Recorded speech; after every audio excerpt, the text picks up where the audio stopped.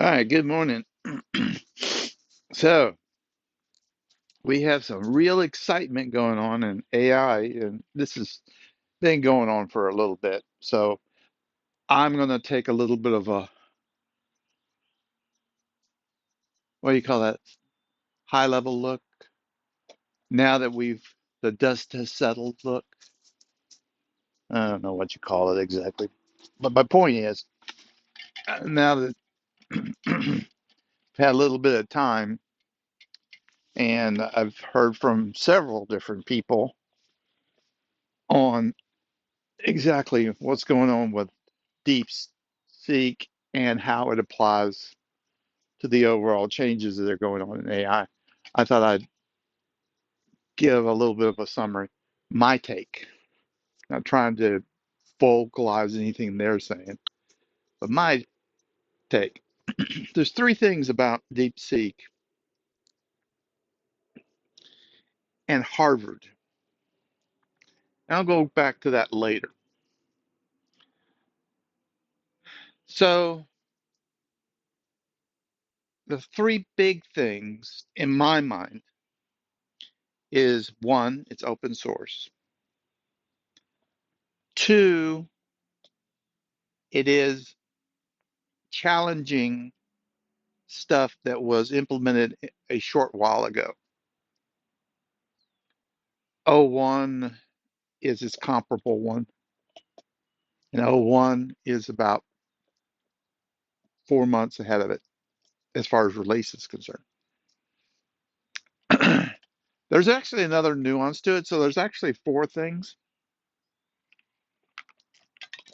But the fourth thing people don't talk about very much is the fact that they didn't use some of the stuff that uh, NVIDIA has been producing in the CODA uh, stuff. They seem to have done much more closer to what you call bare metal. People call it assembly back in the days. So it looks like they did some really interesting stuff. So let me start off by saying DeepSeek was produced by some very intelligent, really good people. Now, that being said, of those things, like I said, we don't talk about the programming thing, although that is important, but in general public sense, the three things, the three things was, I didn't say the third thing. Let me go back to that. The three things, open source, model is pretty close to recent releases. Third thing, cheap to make. It reported in at 5 million. Yeah, something like that. The last part makes no difference at all. And that's where the Harvard comes in. Harvard came in and did a DeepSeek equivalent model, and it cost $30. If you're 4 months behind, uh, yeah, don't worry. That shows you how fast things degrade in this AI market. Now, that being said, investment becomes interesting. I'm not a financial investor, so, or what do you call it? I'm not legit. I do invest in stuff, but I don't have the credentials, so don't listen to me. So that is not that crucial, except to those finance people. For you and me, it doesn't make much difference. The two things that really are important is open source and it's close to other stuff. It has been a little bit disconcerting to a lot of people that have uh,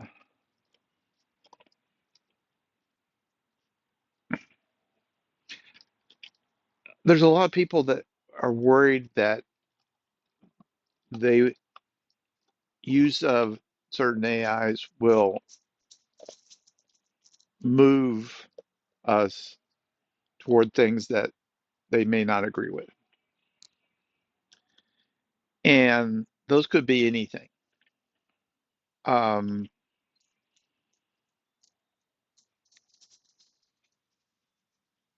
I'll give you a brief example. I gave this example before, but I'll give it one more time.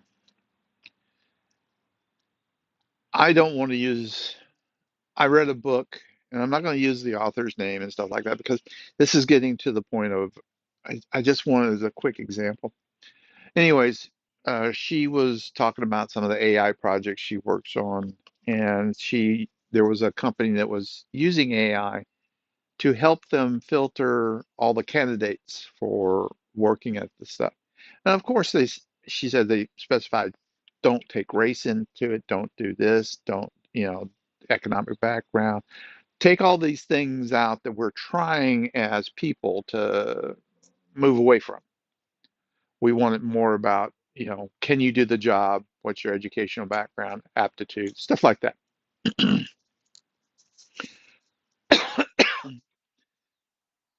And she noticed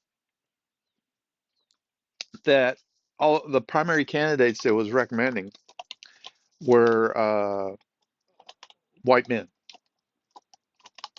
And she went in there.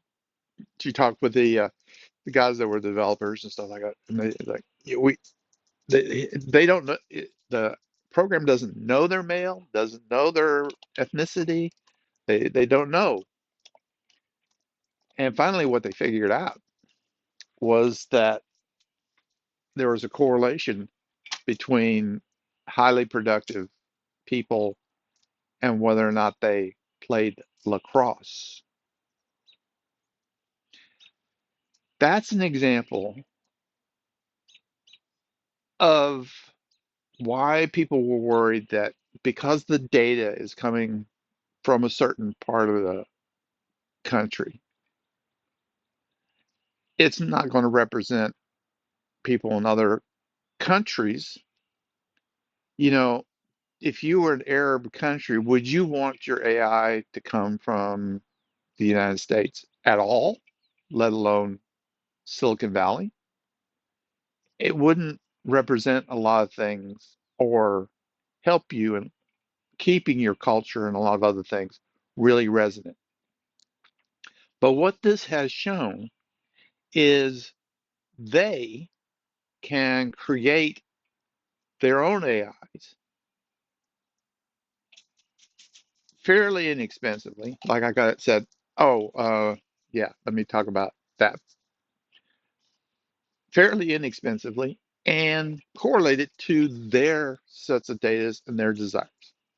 We can create AIs that are very specific to the cultural needs of other people. That's great. That's one of the things that we need to understand about DeepSeek is that it's great showing us we don't have to lose our cultural identities and ourselves. It looks like we can have a really good AIs that are really close to representing what we want. Cost. I knew I almost forgot something. This is why the title is what it is on this video. 5 million supposedly to produce. Harvard produced a equivalent DeepSeek model for $30. Now, I want to point out that when they say these numbers, these are what they call the training. There are things that go before the training, and those things are are important and they are part of the cost. This is just the final run to get it down to a crunchable model. So the numbers are a little untrue, but that inexpensiveness, that's what a foreign country who wants to keep a little bit more of their own identity in the models can do. And bravo. I think we should have models that are open sourced. I think we should have models that help people that are closer to their reality instead of San Francisco. Okay, that's all I had. I'm trying to get Luna to drop her ball one more time. He's thinking about it. Can she do it one more time? Oh, too late. Pepper's here. Well, with Pepper here, we're done. We're cooked. Cooked. Talk to you guys later. Bye.